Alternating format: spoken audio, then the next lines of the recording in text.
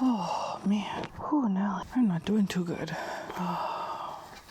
Yeah, we have a sculpture friend. Welcome to the studio bed. Today, I want to talk about Art School from Bed, a series of videos, like of shorts I've been making on Instagram, and talk about the history of making art from bed in my life. I just recovered from, I think it was 14 migraines in 19 days. It was bad. This is sometimes called like stasis migrainosis, where you just get like a bunch in a row. We tend to call it like a migraine chain, because for me that's how I experience it, is getting one after the other. The pain of having that many migraines in a row, like really exhausting.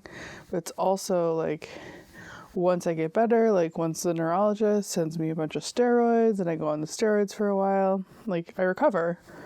Like right now I'm only having 1 or 2 a week, which is totally normal for me. And I usually get around 115 migraine attacks a year. And that is a lot.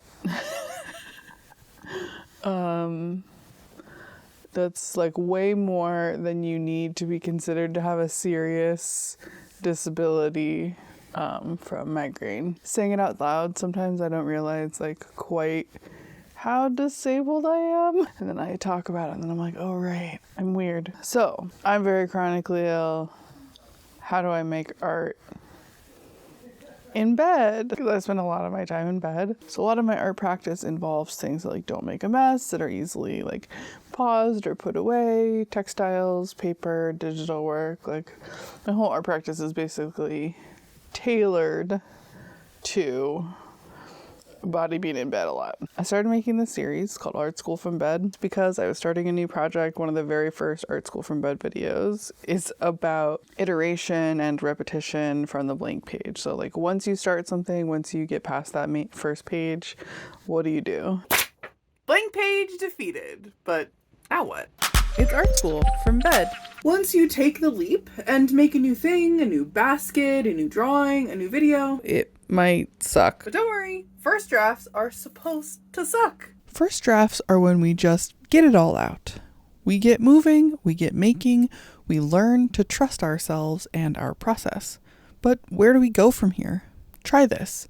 Trace what you like, leave the rest.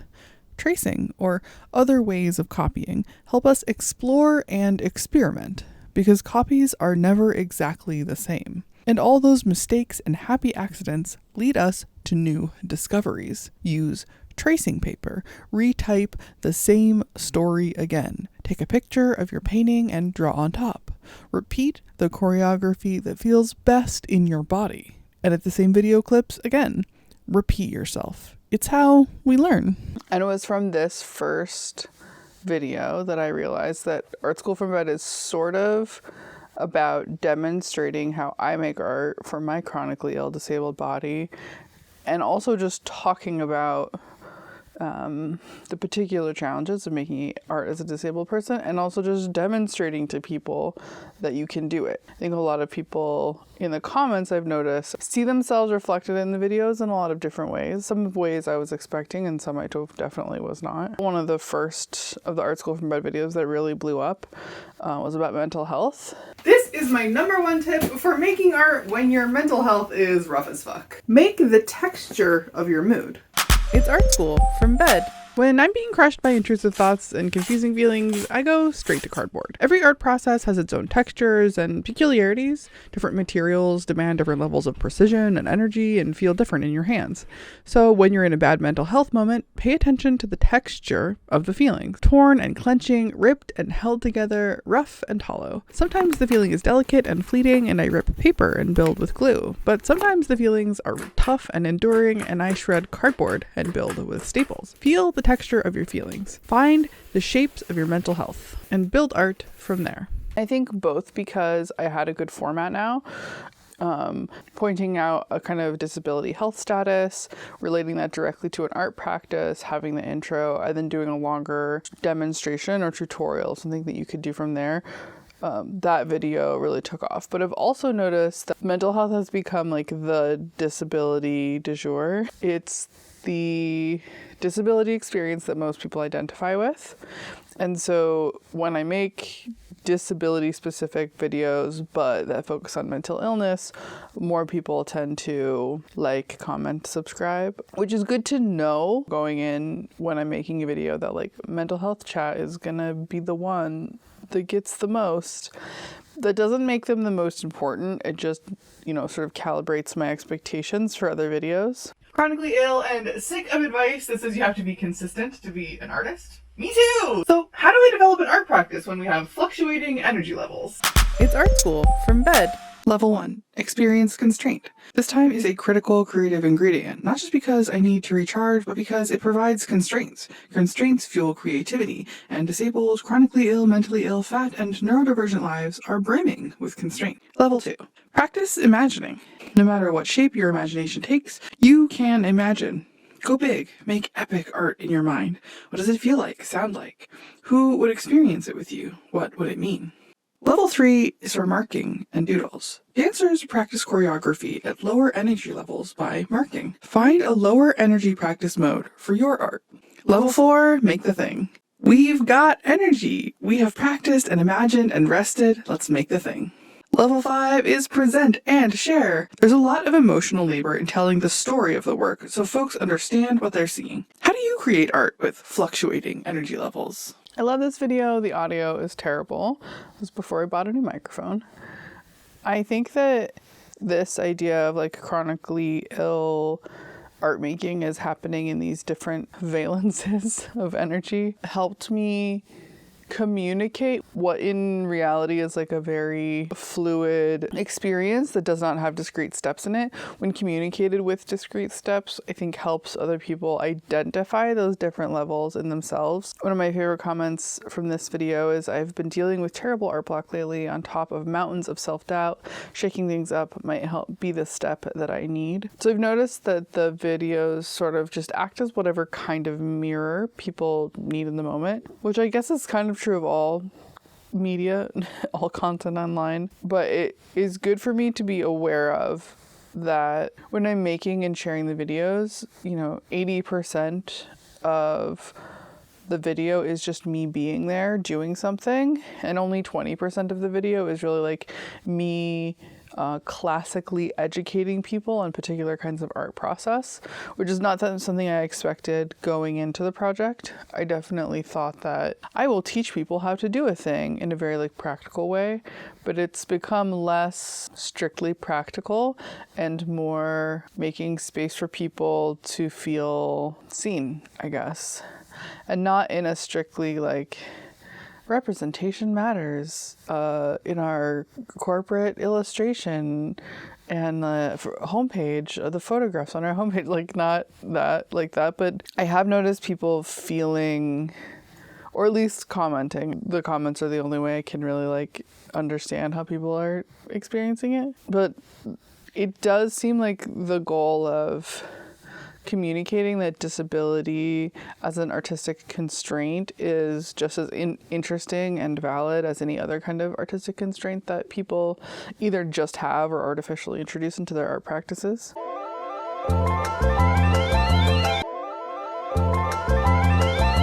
I've been introducing just videos of the art that I was making in between to sort of not make it all presentational or educational. I noticed that with similar projects like Smarter in Seconds, that is trying to communicate a lot of different kinds of information around diversity and inclusion and culture and access, and that there is a tendency for the videos to, after like watching a few of them, to feel a little bit preachy. Not that that's, exclusively the fault or something of Smarter in Seconds. It's just that content strategy can feel like they're not speaking to me if it's not specifically on a topic that like I need educating about, or like it's something I already knew about, and so I'm like, oh, this feels kind of preachy. And so I wanted to make sure that if I do want to make Art School from Bed videos longer term, that they don't get repetitive, and they don't feel like information that one you like could have already just known and is no longer interesting to you. So yeah, having them having them feel like interesting and valuable, even if you've seen a lot of them before. So like having them be different, or interleaving them with straight up documentation of work or documentation of fashion or things like that. I'm hoping will make the project have more like audience longevity, but I don't know. Maybe that approach it won't work, but we shall see over time.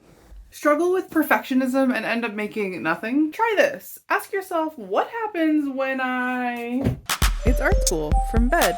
When I get trapped by perfectionism, there's often an image in my head or in my sketchbook of what the art is supposed to be. I imagine and embellish this idea, but when it comes to actually making something, I freeze. What if it doesn't live up to all my expectations and my desires and my plans? What if instead we ask, what happens when? What happens when I staple cardboard? What happens when I ruffle polar fleece? What happens when I cut out the text? What happens when is the central question of experimentation in art. It helps us discover directions and processes we could not have planned for. So next time you are trapped by perfectionism, ditch the plan and ask, what happens when So this video is interesting because in making things, I rarely have a plan and I don't really get into this idea of perfectionism. So it's not a straight up lie because I do get perfectionism, especially when it comes to like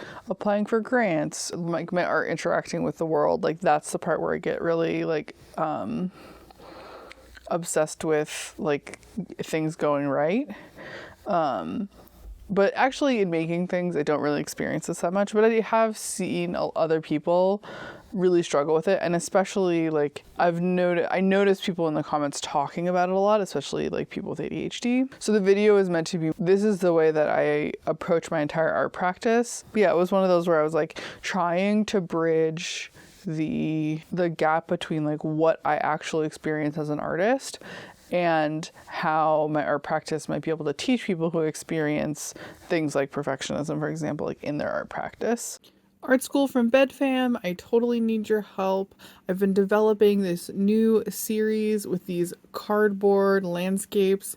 They're supposed to be models of mental and emotional experience of neurodivergent people. I'm autistic. I have alexithymia, which is a kind of emotion blindness. So I've been trying to create these 3-dimensional models and simulations so I can better study emotional and mental experience because, we can't encase all of lived experience in 2-dimensional planes and linguistic cul-de-sacs like the emotion wheel. I hate the emotion wheel. Can you tell? Okay, what do I need help with? I need a title. I'm thinking Stim Sim, or maybe mind map, or maybe emotion model, or maybe leave your much better idea in the comments. Help me out, y'all. I need a title that communicates this idea of using art to build models of experience that we then use to study ourselves and our environment. This was just a test, a straight test. The goal here was just, can I get people to comment things that are more than just like, this is cool, or thank you so much, which I appreciate, but don't give me like really any to interact with someone. So asking people for a specific feedback was really interesting. I got a lot of like title examples. You are not too sick, too disabled, too sad, too crazy, too ugly, too fat, or too weird. We live in a white supremacist, patriarchal, ableist culture that values oppressive standards for the sake of centralizing power and making a profit. Our ostracism is a result of this system that demonizes difference and not a reflection of your value, worth, ability to be loved, etc. You are not the problem. Period. From the Access-Centered Movement. This did really well. It just straight up like said the thing out loud, which was like, you matter. And it's not something that you see a lot scrolling Instagram. So I think that video has no like instructions on like what to do, but it definitely felt like one that I needed to make once I came across the quote. I was like, oh yeah, this will get people in the feels, which is kind of what I wanted. I wanted people, both who identify as disabled and people who don't, to think about their bodies and their access needs, like now, not just like when maybe in the future if you become disabled. Like, no, think about now, like who you are and what access you have and like how your body is served by the culture currently and how it's not. Sometimes it's just telling people that they're doing good and that they matter, and that's enough. One of the most important skills in anti-racist and anti-ableist work is to practice getting comfortable with being uncomfortable. But can you practice discomfort in your art practice to build up those muscles? It's art school from bed.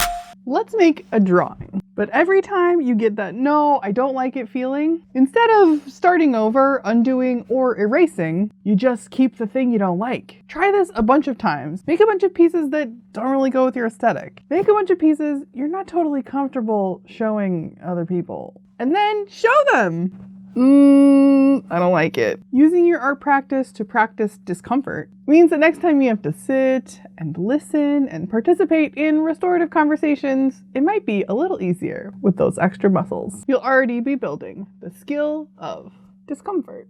So I followed up that just like, hey, you're cool and valuable as a human being video with this sort of practical video, asking people to practice discomfort in their art practice as a means of developing the skills necessary to do anti-racist and anti-ableist work. And this one did not pop off. It unsurprisingly really is like in the lower middle of the pack in terms of like engagement. But it felt good to make, and it felt like an interesting crossover. Like I'm not just teaching ways of like overcoming perfectionism in your own work, but also trying to teach ways of like developing important social muscles like through art practice and valuing art practice as like a means of just learning and doing and being the better person, right? Because I think often, especially in like white culture, art gets a little bit seen as like, oh, well, it's good in good times to be making art. That's great. But like, you know, during times of tragedy and crisis, art is like really not what you should be doing. Which then is like, well, does that mean that you think that the art of people who are in tragedy and crisis like is not valuable? Like, well, no. I didn't mean it that way. So just trying to like conceive of art practice as like a place to build different kinds of skills. Disabled, chronically ill, fat, or neurodivergent, how do you make your art studio accessible for your body and mind? It's art school from bed. One of my lovely followers asked me how I make art accessible for my body. So here are my 5 accessibility must-haves for my art studio and practice. 1, I do all of my art making from home. I do not have a separate studio. 2 is that my spouse also works from home. They are my primary caretaker, and so when I need help, they're around. And 3 is my studio bed. This is not where I sleep at night. This bed is specifically for working and thinking. 4 is adjustable height surfaces. I have a standing desk that goes up and down, but I also have a lap desk. It's a great addition to any studio bed. And 5 is maximum night mode, all the things. Everything's in dark mode, my computer is orange. All of my things have the least amount of light emitted from them that I can possibly use in order to keep my little brains happy. How do you make an art practice accessible for you? Let me know and I will share them in another video. Okay, so this video was just a request from a person, which was really fun. It was the first video I did that was just a person asked me for this. And obviously these accessibility tips are strictly accessible for my disability.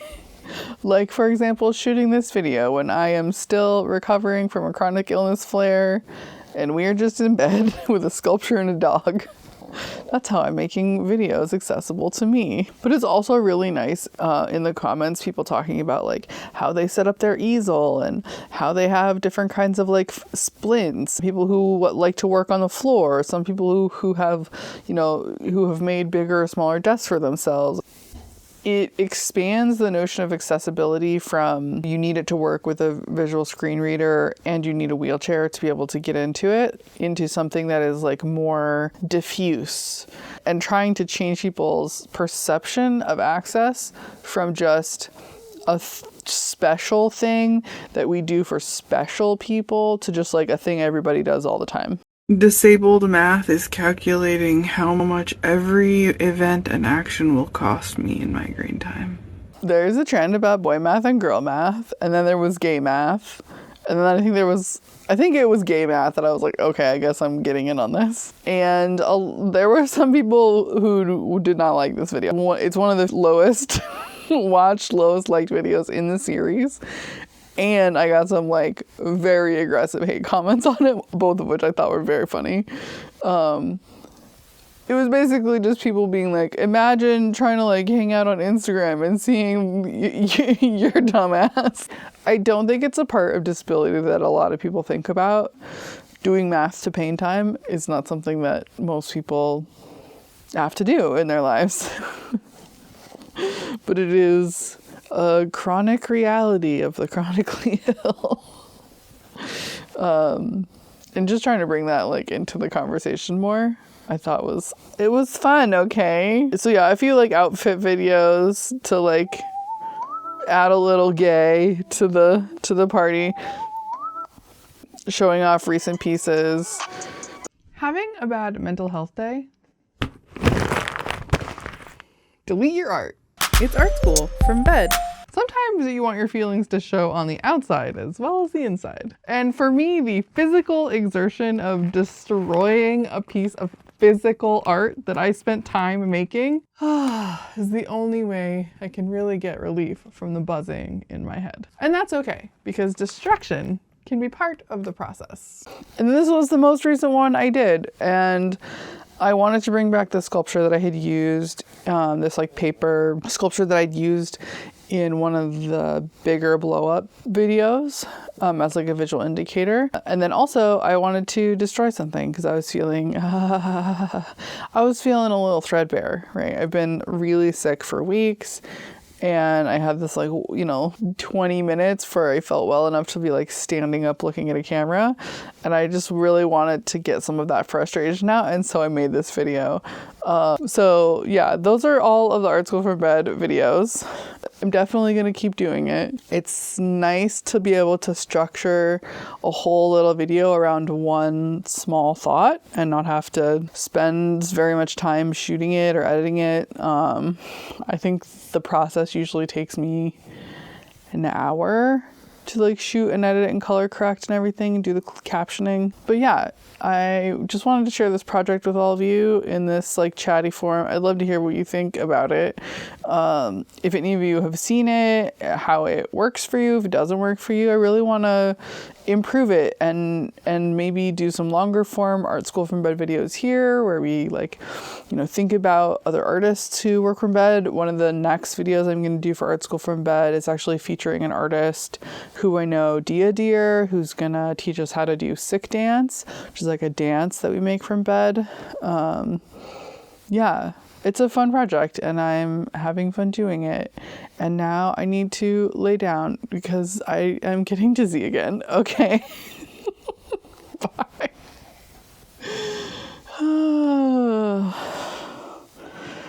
Being disabled is just like a lot of work. Oh shit, I have to actually stop the recording. Okay. I got this. Stop. And now Steven's gonna come in and I'm gonna have to record that part again because he's gonna insist upon making weird noises that he thinks that my microphone will pick up perfectly, even though...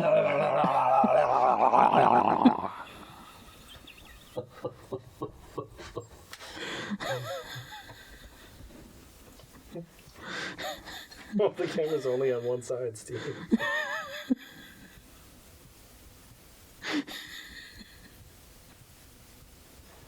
Are you having fun? Yeah.